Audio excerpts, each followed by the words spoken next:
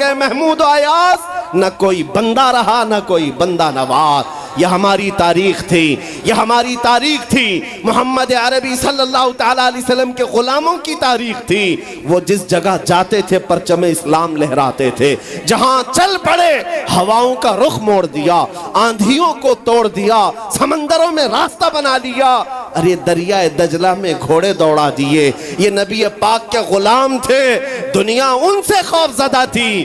کیا تھا ان کا نعرہ؟ ان کا نعرہ یہ تھا، ٹل نہ سکتے تھے جنگ میں اگر اڑ جاتے تھے، پاؤں شیروں کے میدان سے اکھڑ جاتے تھے، ارے حق سے سرکش ہوا کوئی تو بگڑ جاتے تھے، تیغ کیا چیز ہے ہم توپ سے بھی لڑ جاتے تھے۔ نعرے تکبیر، نعرے رسالت، دیکھو دیکھو کون آیا، دیکھو دیکھو کون آیا۔ توجہ کی بات ہے، ہم اس قوم کے وارثین میں سے ہیں، دنیا جن کی تاریخ جانتی ہے۔ آپ کو پتہ ہے انگریز تاریخ دان ہے، انگریز ہے، اس کا کوئی تعلق میرے دین سے نہیں، لیکن تاریخ لکھنے میں اس نے یہ بات لکھی کہ میں نے ایسا جرنیل دیکھا ہی نہیں جیسا صلاح الدین تھا، اس لیے کہ اس کے جذبے جیسا میں نے ایک بھی جرنل دیکھا نہیں۔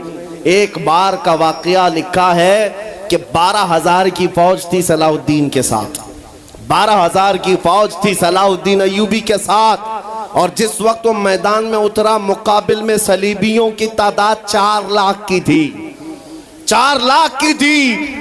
4 لاکھ کی تعداد دیکھ کر نہ وہ گھبرایا نہ بھاگا، پلٹ کر اپنی فوج سے پوچھا کیا مشورہ ہے تمہارا، مقابل میں اترے یا نہیں اترے؟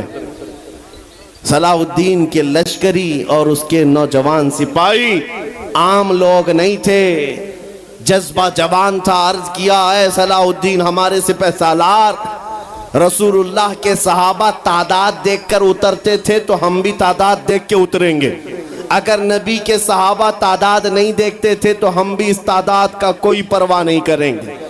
صلاح الدین ان کی باتوں کو لے کر اتر تو پڑا۔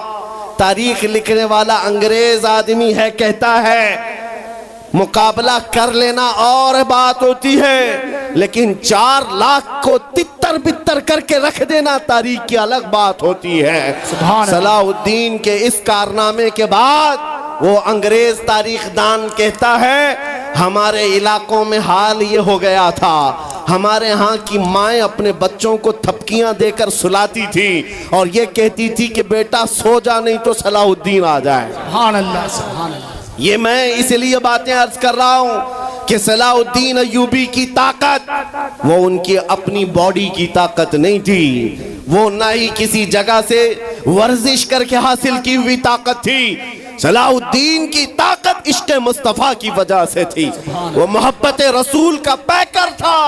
ہم نے تاریخ میں ان جوانوں کو دیکھا ہے جنہوں نے تاریخ الٹ کر کے رکھ دیا ہے، جنہوں نے زمین میں ایک الگ پرچم لہرا کر رکھ دیا ہے۔ آپ کو پتہ ہے اسی ہندوستان کی سرزمین پر سب سے پہلا 10,000 کا لشکر لے کر آنے والا ایک جوان عرب سے سب سے پہلے آنے والا محمد بن قاسم صرف 19 سال کی عمر میں آیا تھا، 19 سال کی عمر میں آیا تھا۔ کس لیے آیا تھا؟ مال لوٹنے نہیں آیا تھا، یہاں جگہ قبضہ کرنے نہیں آیا تھا، جیسے آج تاریخ توڑ مروڑ کر کے بتائی جا رہی ہے۔ جتنے بادشاہ آئے سب اکرمن کیے، سارے لوگ یہاں لوٹ پاٹ کرنے آئے تھے، یہ تاریخ توڑ مروڑ کر بیان کی جاتی ہے۔ میرے عزیزو اس پر پھر کبھی گفتگو کریں گے، لیکن محمد بن قاسم کیوں آیا تھا؟ الہ آباد کے ایک پنڈت ہے، انہوں نے خود لکھا ہے، میں اپنی بات نہیں پنڈت جی کی بات کہہ رہا ہوں۔ اس وقت حالات ایسے ہو گئے تھے کہ چند عورتیں، مسلمان عورتیں جو سری لنکا کی سرزمین سے حج کے لیے جا رہی تھیں، اس وقت راجہ دابر سنگھ اس کے کچھ گنڈوں نے ان عورتوں کو پکڑ لیا، ان کی عزت لوٹی، ان کا مال لوٹا، ان کو قیدی بنایا۔ ان عورتوں نے اس وقت پکار کر کہا تھا کہ کوئی ہے جو ہماری عزت بچائے گا۔ کوئی تجارت کرنے والا باہر سے آیا ہوا تاجر بات سن کر کے عرب گیا، عرب میں جا کر گورنر جو تھا اس کے سامنے واقعہ بیان کر رہا تھا۔ 19 سال کا جوان محمد بن قاسم وہاں سے گزر رہا تھا، اس نے اتنا واقعہ سنا کہ ہند کی سرزمین پر کچھ ہماری بہنوں کی عزت لوٹی جا رہی ہے، وہیں کھڑے ہو کر اس نے کہا لبیک یا اختی، اے میری بہن میں تیری عزت کی حفاظت کے لیے آ رہا ہوں۔ وہاں سے پکارا اپنے چچا جو گورنر تھا اس وقت، اس سے 10,000 کا لشکر لے کر کے سب سے پہلے یہاں آنے والا محمد بن قاسم کس لیے آیا تھا؟ مال لوٹنے کے لیے نہیں، عورتوں کی عزت بچانے کے لیے آیا تھا۔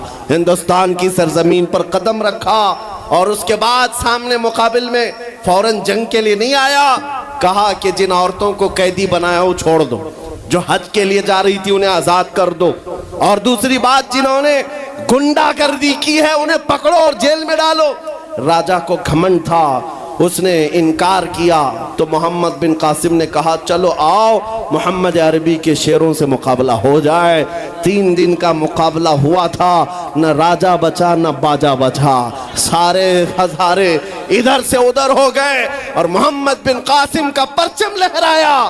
میرے عزیزو، عورتوں کی عزت کا محافظ 19 سال کا جوان تھا جس نے آتے ہی عورتوں کی عزت بھی بچائی اور میرے دین کا پرچم بھی لہرایا۔ میں آج پوچھتا ہوں ہماری عمریں کتنی ہو گئیں؟